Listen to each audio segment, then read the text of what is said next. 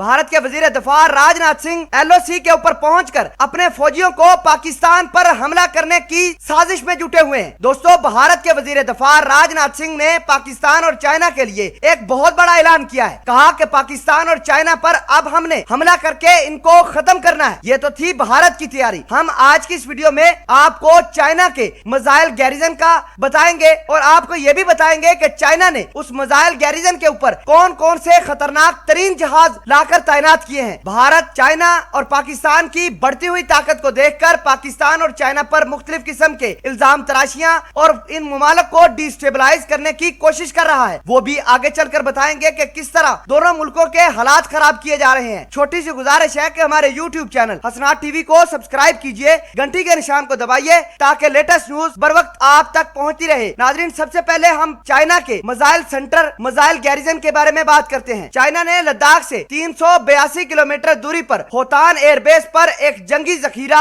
Missile storage या आप जिसको मिसाइल गैरिजन कह सकते हैं, वो बना दिया है। उसके ऊपर दो मुख्तलिफ किस्म के बड़े मिसाइलों की तैनाती हुई है। इन मिसाइलों में डोंगफिंग यानी DF-41 भी तैनात किए गए हैं। चाइना ने यह मिसाइल स्टोरेज कराकोरम की पहाड़ियों को खोद कर बनाया गया है। इस मिसाइल स्टोरेज के अंदर 14 मुख्तलिफ किस्म की सुरंगें हैं जिसकी लंबाई 3 किलोमीटर और चौड़ाई 2 किलोमीटर है। इनके अंदर 8 मुख्तलिफ किस्म के गिराज हैं जहां पर चीनी फाइटर जेट तैनात किए गए हैं। नाजरीन ग्रामी, अब तक की इतलात के मुताबिक चाइना ने एक मिसाइल सुरंग के अंदर तकरीबन 24 मिसाइल तैनात किए गए हैं। भारत इस मिसाइल सेंटर को देखकर, मिसाइल गैरिजन को देखकर बौखलाहट का शिकार है। नाजरीन, अब आपको बताते हैं कि चाइना ने भारत का मुकाबला करने के लिए कौन से खतरनाक जहाज तैनात किए हैं। तो आपको बता दें कि चाइना ने 2 मुख्तलिफ किस्म के जहाज तैनात किए हैं जिनमें सिंगजियांग GJ-8 इंटरसेप्टर और जिंगजियांग फाकर तैनात किए हैं। उसी मिसाइल गैरिजन के ऊपर चाइना ने डिफेंस यूनिट्स की बहुत बड़े पैमाने पर तैनाती की है। भारत जो पाकिस्तान और चाइना पर हमला करने की कोशिश कर रहा था,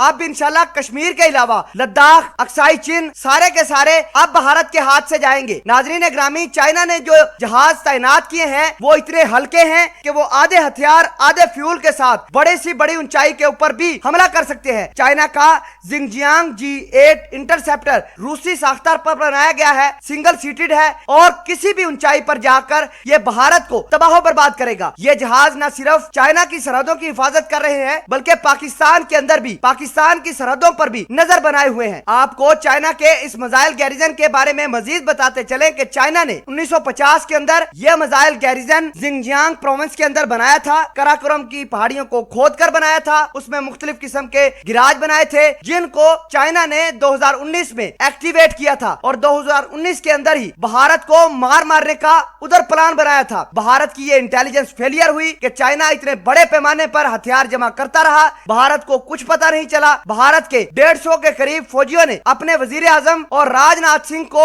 यह खत लिखा है कि बताया जाए और कौम को हकीकत बताई जाए कि हमारे कितने कितने इलाके कहां तक चाइना ने कैप्चर कर लिए हैं। दूसरी जानब भारत के राजनाथ सिंह पाकिस्तान और चाइना को एक गठजोड़ करार दे रहे हैं और कह रहे हैं कि दोनों मुल्कों की अब हार भारत के हाथ में लिखी है। तो देख लेते हैं हार किसकी लिखी है, जीत किसकी लिखी है। भारत को चाहिए कि मैदान में आकर लड़ाई करे। भारत जो इल्जाम तराशियां चाइना और पाकिस्तान पर लगा रहा है उसका मुकाबला इंशाल्लाह हम करेंगे। नाजरीन, अब बात करते हैं कि चाइना और पाकिस्तान के अंदर भारत किस तरह डिस्टेबलाइजेशन कर रहा है। भारत ने 2 मुख्तलिफ किस्म के ग्रुपों को फाइनेंस करना पाकिस्तान के अंदर शुरू किया है। एक BLA और दूसरा सिंध रेवोल्यूशनरी आर्मी उसको पैसे दे रही है। सिंध वाले कराची के अंदर मौजूद चाइना के ठिकानों को तबाह करने की फिराक में बैठे हुए हैं और भारत की राह ने बलोचिस्तान के अंदर बलोचियों को वर्गलाने और उनको पाकिस्तान और पाकिस्तानी फौज के खिलाफ बगावत करने के लिए पैसे मुहैया करना शुरू कर दिए हैं। भारतीय राह चाइना और पाकिस्तान इकोनॉमिक कॉरिडोर पर निशाना बनाने की फिराक में बैठा हुआ है। इंशाल्लाह ये साजिश भी पाकिस्तान और चाइना मिलकर तबाह बर्बाद कर देंगे। पाक चीन दोस्ती जिंदाबाद।